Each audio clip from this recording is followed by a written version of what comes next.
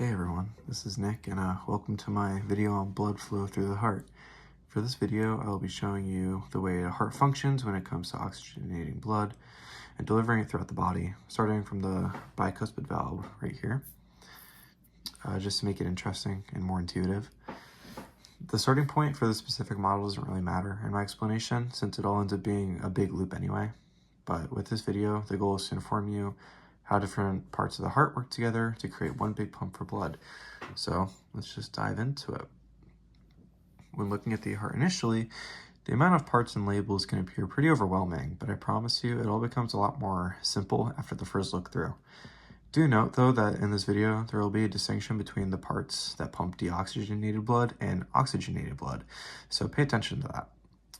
Oxygenated blood will be marked with red and deoxygenated blood will be marked in the color blue. And then the first section we go through, it will all be part of the systemic circulation, which is the flow of blood from the heart to the body cells.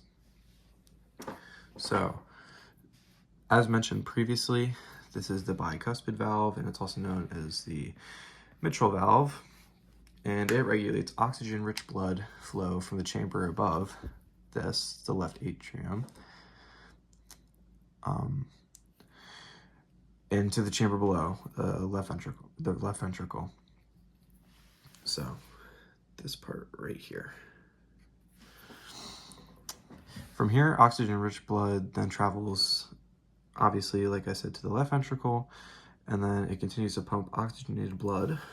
So it travels to the left ventricle, and it continues to pump oxygenated blood through the aortic valve, which is this little guy right here. So it goes up like that. This valve has a similar function to the bicuspid valve, or the mitral valve that I mentioned earlier. It just regulates blood flow with the aorta and the left ventricle instead. So this would be your aorta, like this whole part, and then this is the left ventricle, like I stated.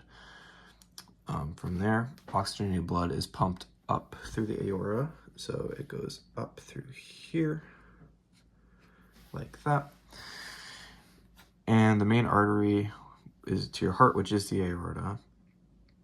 And then it goes to other important arteries up here, these guys.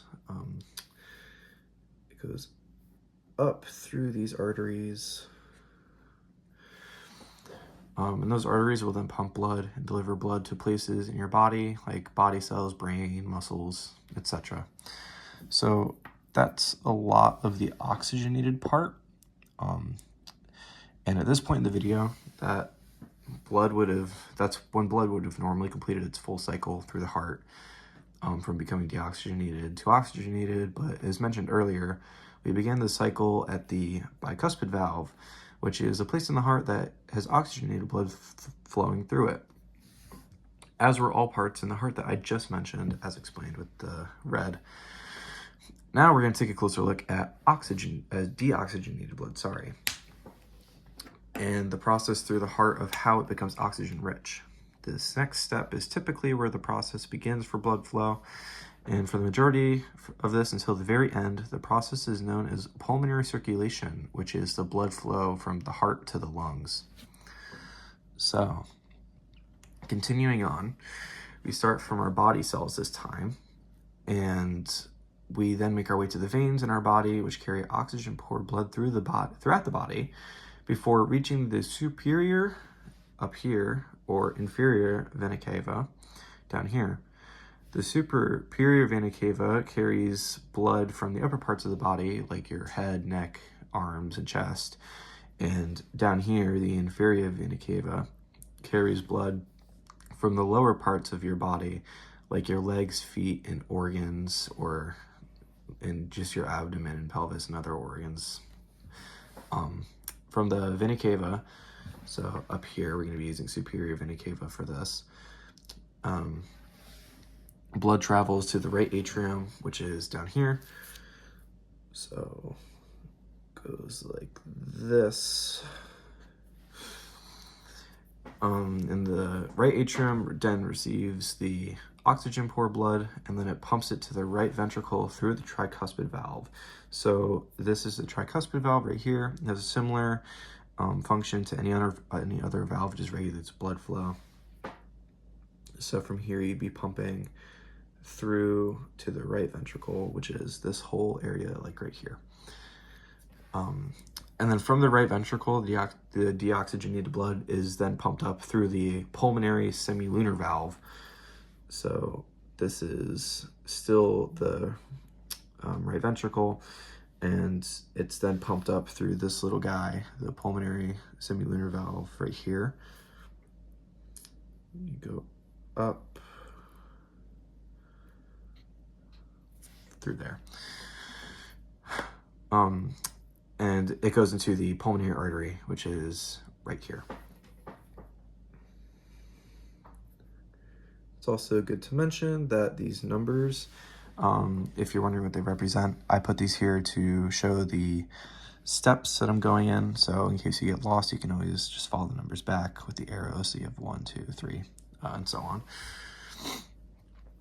And from the pulmonary artery, it then transports blood to the lungs to become oxygenated. So ignore my poor drawing, but these are your lungs on the left and the right. And from here, you just go all the way back to the pulmonary artery. So blood travels from your pulmonary artery, which is right here, up to your lungs to get oxygenated. And then after your blood becomes oxygenated, see, we're switching back to the red now, it travels back to the heart through the pulmonary veins, which are right here. You have different sets of these. So you have right pulmonary veins on your right side of your heart. Also, if things look inverted, this saying right, this saying left, it's because think about your heart. Think about the right side of your heart. We're looking at it from like if you were looking at someone else's heart, this would be their right side of their heart, not your right. So this would be your right side of your heart if you think about it that way. That's why all these are inverted. So you have two sets of pulmonary veins. They're here and here. These are for this side of your lung, or this side of your heart, obviously, for this lung, and vice versa. It's the same reason you have your pulmonary artery here as well.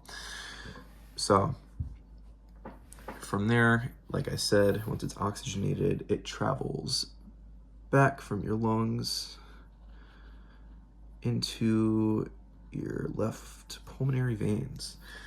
And from those pulmonary veins, which allow a clear pathway to the left atrium, which is here,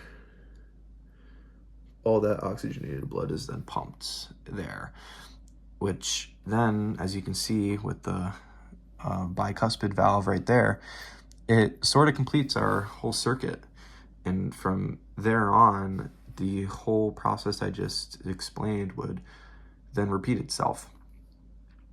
So that's my video on the human heart. Thank you for watching.